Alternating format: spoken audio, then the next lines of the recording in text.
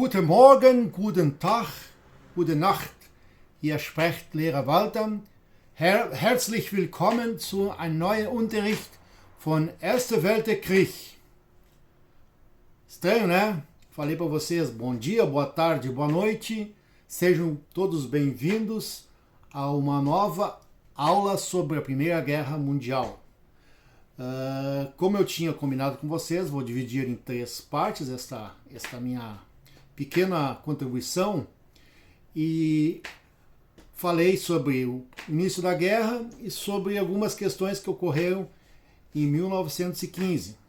Revisando, falei sobre aquele trágico incidente da primeira vez que usaram uma arma química, que foi o gás mostarda, que depois foi proibido, e também algumas questões que envolveram o meu avô nessa passagem. Vamos continuar falando especialmente sobre o ano de 1916 e 1917. Então vamos continuar abordando alguns aspectos históricos e alguns aspectos relacionados com a trajetória do meu avô nesse conflito, certo? Bom, 2 questões muito tristes de falar, tá? Para a humanidade toda, foram as 2 grandes batalhas que ocorreram no ano de 1916. Tá? A primeira foi a Batalha de Verdun, que ocorreu perto da cidade de Verdun, envolvendo os exércitos franceses e os alemães. O mundo não tinha presenciado tamanha carnificina ainda. Ao todo, segundo os historiadores, morreram quase 700 mil pessoas. 300 e poucos mil do lado alemão e 300 mil do lado francês. Isso falando somente de soldados. Não se sabe exatamente o número de civis que morreram nessa guerra. Como todo conflito, ele acontecia da seguinte forma: um exército avançava, tomava posição e depois ele tinha que recuar. Como essa frente de batalha era no lado ocidental, vocês têm que olhar, se vocês olharem um mapa, vocês verão que a Alemanha ela fica mais ou menos no meio da Europa. E ao lado ocidental fica a França, e o lado oriental fica, no caso, Polônia, Rússia, certo? Bom, a Alemanha ela lutava nas 2 frentes. O meu avô lutou mais na frente oriental, ou seja, combatendo os russos. Mas isso também não significava que ele ficou só lá, porque na primeira parte do conflito ele também lutou ali naquela divisa entre Alemanha e França, e ele, inclusive, no início da guerra, os alemães conseguiram adentrar um vasto território na França. E o meu avô chegou a ir até Paris. Ele, inclusive, tirou fotos lá que, infelizmente, se perderam, certo? E eu também fiquei sabendo que nessa guerra ele tinha um irmão chamado Gustav. E o Gustav, sim, esse foi na parte mais difícil da guerra. Combateu a maior parte do tempo nas trincheiras.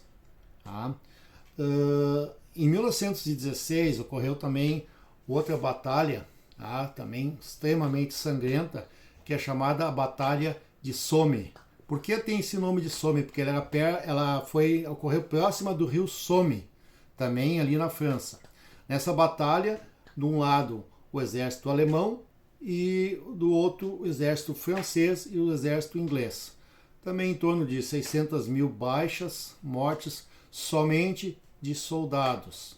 A Inglaterra e a França a Inglaterra e a Alemanha tiveram um número maior de mortos e a França não foi tanto. Mas, enfim, o mundo, como na outra, as 2 batalhas elas ocorreram mais ou menos simultaneamente. Podemos falar em, talvez, levando em consideração baixas de soldados mais a população civil, podemos falar em torno de 2 milhões de mortos. O mundo jamais tinha visto coisa igual, uma carnificina. Relatos de coisas que aconteciam, tá? Eu vou contar uma história que ela não envolveu exatamente a minha família, mas uma pessoa que nós conhecíamos, tá? Ela era uma civil, né? Uma mulher, e a população civil tinha que toda hora estar fugindo de um lado para o outro, como aconteceu com a minha avó. E essa senhora, ela tinha um bebê de colo, tá? E o que aconteceu? Eles passavam muita fome, e esse bebê faleceu. E ela refugiada, estava dentro de um trem, e ela é extremamente religiosa. E aí o que ocorreu? Por fome, não se sabe, né, porque talvez alguma doença essa criança venha a falecer. O que acontecia quando, né, os soldados viam um bebê morto? Eles simplesmente arrancavam o bebê da mãe, abriam a janela do trem e atiravam para fora. É isso que eles faziam. Tá? E essa senhora, querendo dar um enterro cristão, né, para o filho dela, ela ficou durante, pelo que eu me recordo, uns 3 ou 4 dias com a criança morta, fazendo de conta que dava de mamar, trocando fralda e assim.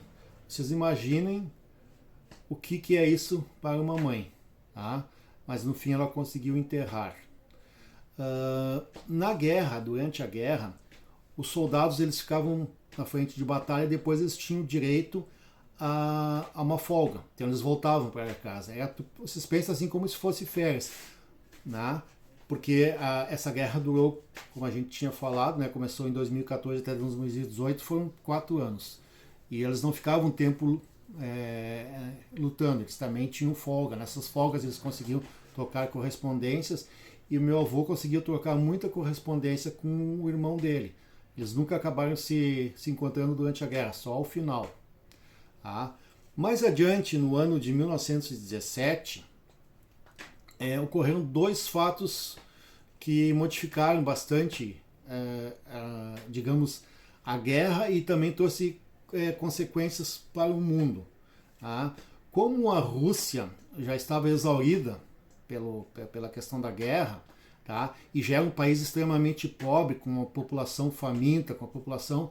em 1917 eclodiu a Revolução Russa, derrubaram lá o Tsar, tá? Nicolau, e mais adiante fizeram o que se chama Revolução Comunista. Tá? E com isso a Rússia se retirou da guerra. E isso deixou um pouquinho, digamos assim, mais fácil o trabalho da Alemanha na guerra, porque ela teve que ficar só na frente ocidental, tá? Se combater mais na frente ocidental. Mas aí também os alemães eles fizeram uma ofensiva muito forte por mar com seus submarinos e acabaram fazendo com que os Estados Unidos entrassem na guerra. E em 1917 os Estados Unidos declarou guerra à Alemanha e entrou na guerra também. Tá? Nesse período todo de guerra, o meu avô também contou algumas coisas assim que são muito tristes assim de ver colegas morrendo e principalmente das sequelas, tá? De ver pessoas voltando para casa completamente desfiguradas. Como vocês já sabem, né, eu falei, não existia ainda um tratamento médico, então no caso que um ferimento de guerra, tá? Muitas vezes a única forma era cortar a perna fora, evitando que a infecção tomasse conta do corpo todo. Tá? Foi muito importante também o trabalho das mulheres, tá?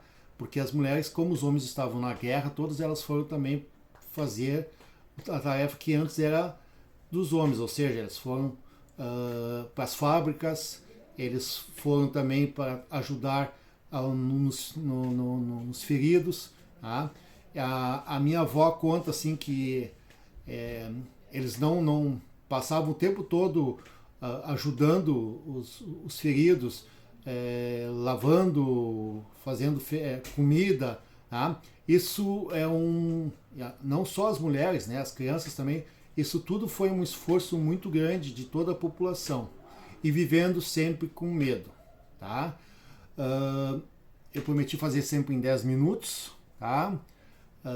e a gente vai continuar. No próximo vídeo nós vamos falar mais da parte final e também o que aconteceu, tá, em função dessa guerra, o que aconteceu com a família dos meus avós, certo? Muito obrigado pela atenção, tá? E me despeço também em alemão dizendo Auf Wiedersehen, tá? Obrigado e espero ter ajudado vocês mais um pouquinho, tá bom? Um abraço!